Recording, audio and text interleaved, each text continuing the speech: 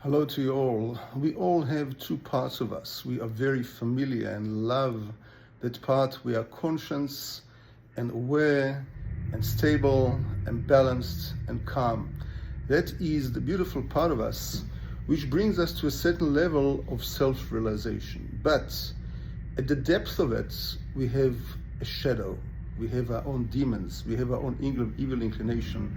And all of us have it, and that's the major reason why we were created. As our Savior said, I have created you to battle with your own evil inclination. Each one has got a different one. Therefore, I've also created the Torah, the Bible, and the oral law in order to countermeasure against that. So we see ourselves sometimes when we're not balanced, when we are tense, where we feel alone, when we feel panicked, frantic, when we are not well established and settled or balanced, that things come out of us which we do not like, which is not like ourselves. As the Talmud says about Rav Nachman, when he was a youth, he used to sleep under a palm tree that belonged to the neighbor. As long as he had his head covered, he had on him the awe of God. But the minute he fell asleep and that covering fell, well, he climbed up the tree and he took some of those dates of the neighbor. And the Talmud tells it very clearly. So we can call it thievery, we can call it you stole, we can call him a thief.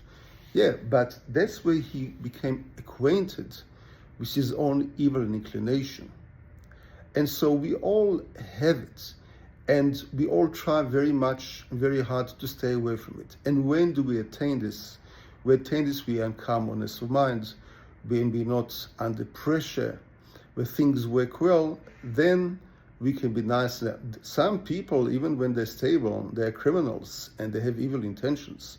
But most folks are very good people.